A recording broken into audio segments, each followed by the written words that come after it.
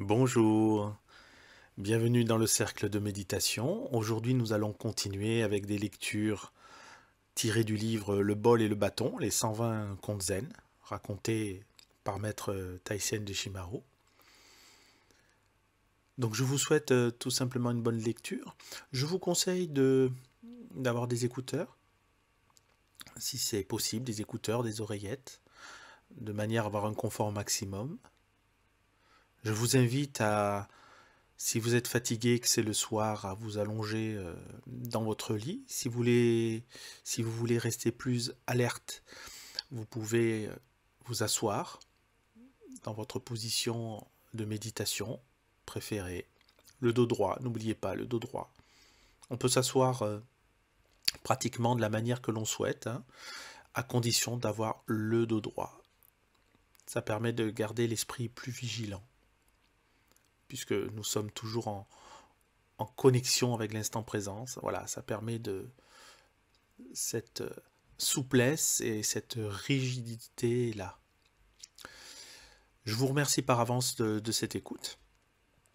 Je vous invite, si ce n'est pas fait, à liker ma vidéo. C'est très important, ça permet à d'autres, ça me permet d'ailleurs à cette vidéo d'être mieux référencée, et ensuite, de cette manière, ça permet à d'autres personnes de suivre mon travail et de leur permettre de rentrer dans un univers peut-être que ces personnes ne connaissent pas du tout.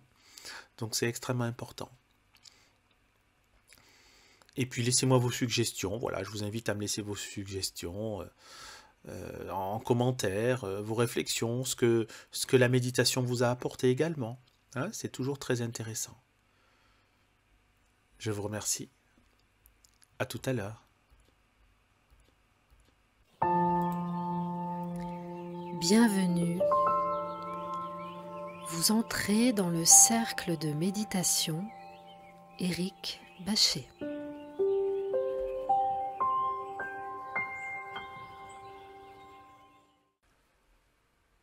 La vie n'est qu'un rêve. Un homme voulait devenir riche et tous les jours, il allait prier Dieu de bien vouloir exaucer son vœu.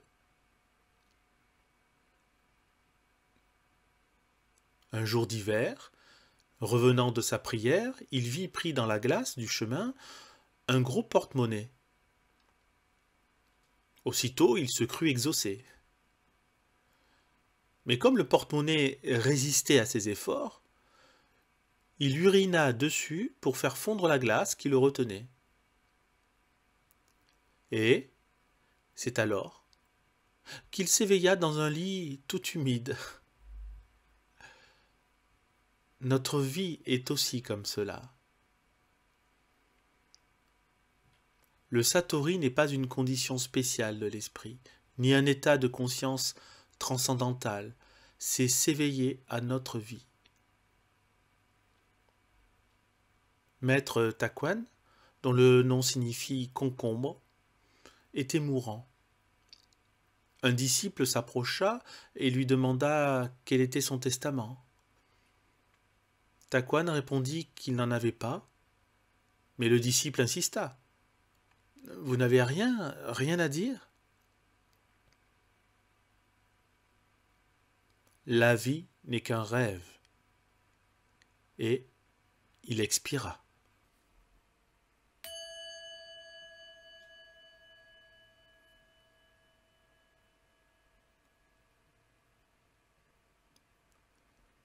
Sous le pont, pas de voleurs. Sous un pont vivait une famille de mendiants, un homme, une femme et leur fils. Un jour, la femme revenant de mendier dit à son mari « Aujourd'hui, je n'ai pas du tout reçu d'argent. Beaucoup de voleurs étaient passés dans les maisons et les gens avaient peur de me donner de l'argent. » Entendant ces paroles, le jeune fils dit « Papa, nous sommes très heureux. Jamais un voleur n'entre dans notre maison. » « Bien sûr, dit le père, il faut remercier notre pauvreté. C'est le mérite de tes parents. Personne n'entre sous ce pont.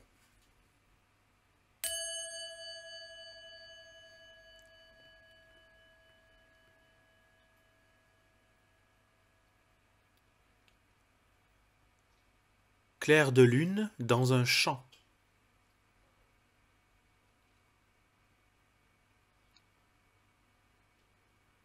Par un beau clair de lune, maître Ryokan se promenait paisiblement,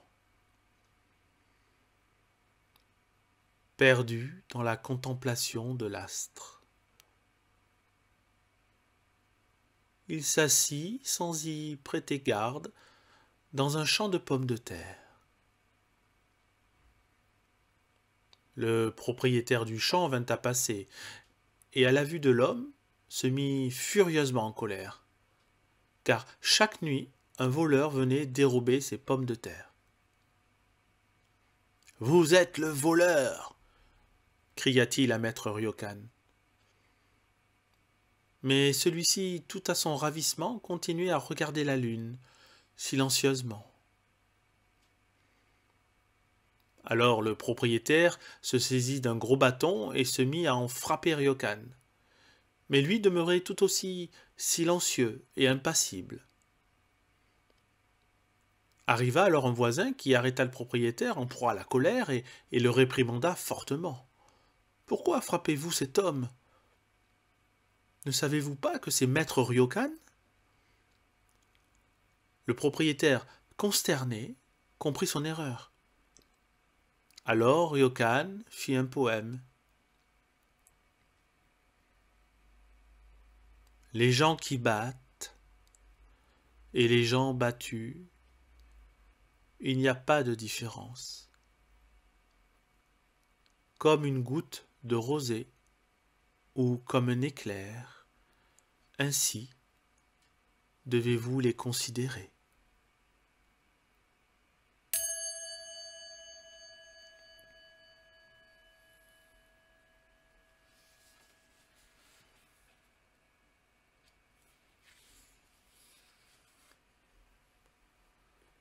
Histoire de Gobuki.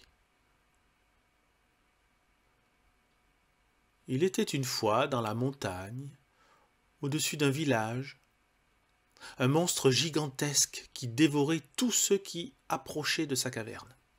« Et il ne faut pas monter là-haut, nul n'en revient », disaient les paysans terrorisés.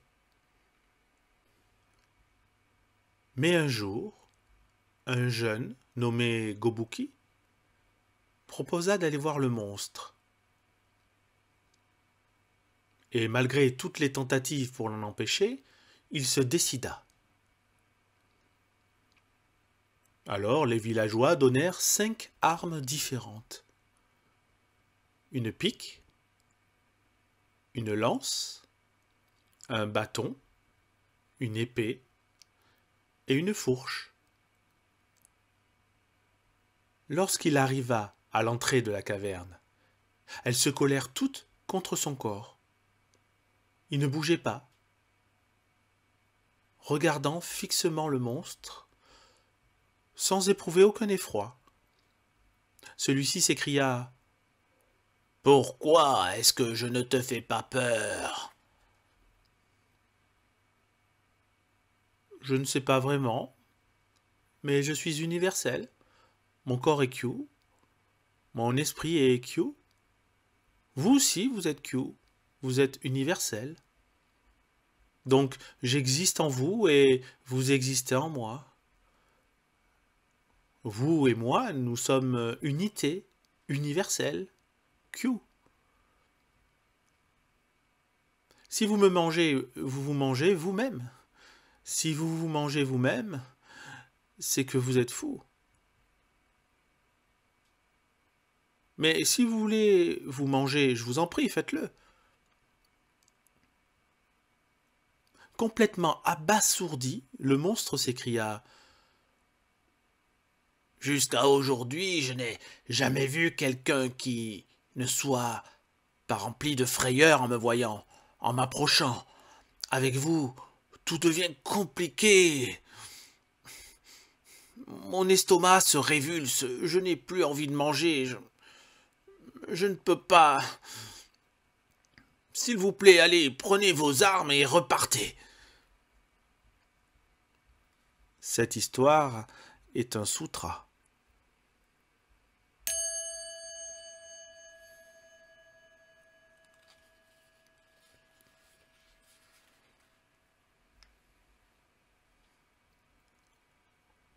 L'oiseau a deux têtes.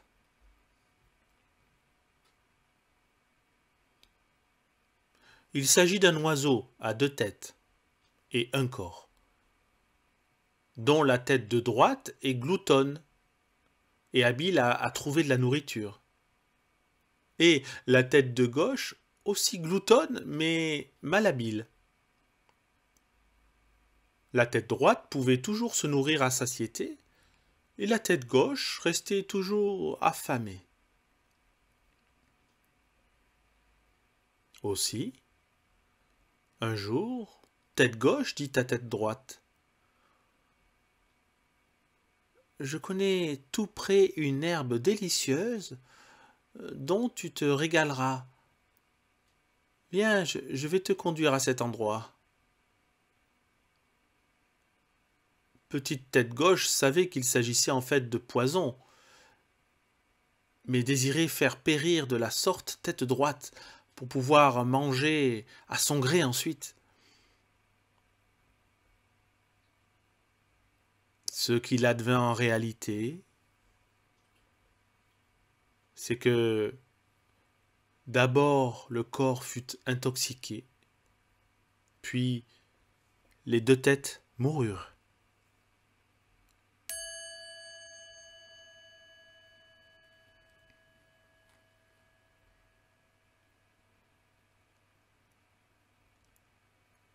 La tête et la queue.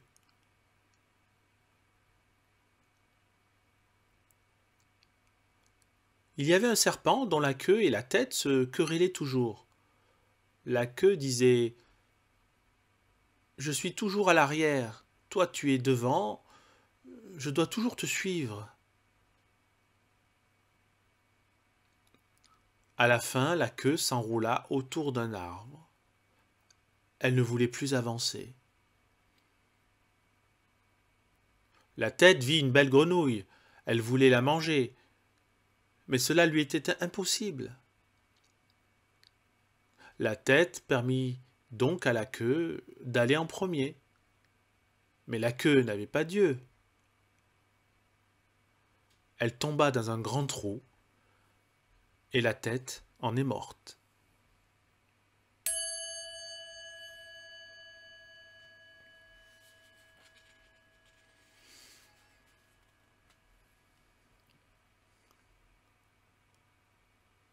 Qui aime l'autre?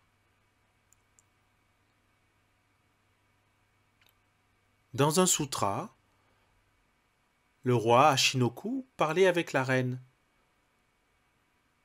Le monde est vaste, mais qui aimez-vous plus que vous-même?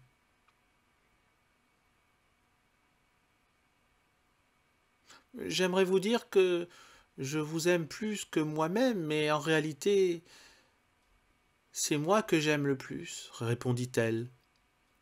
Alors le roi répliqua: C'est vrai, moi aussi je suis plus important que quiconque.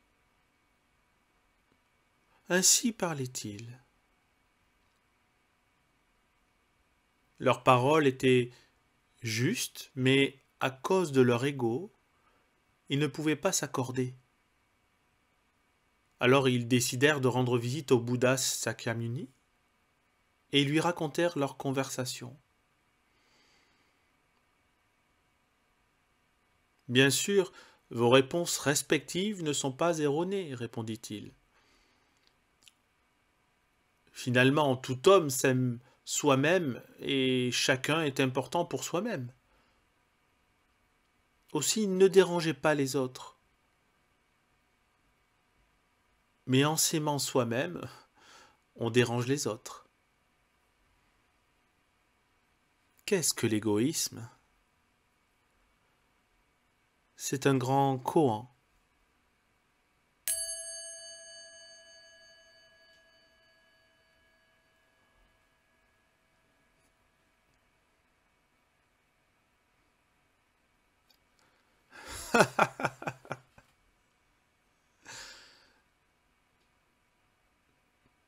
Deux vieux compagnons de posture bavardent ensemble.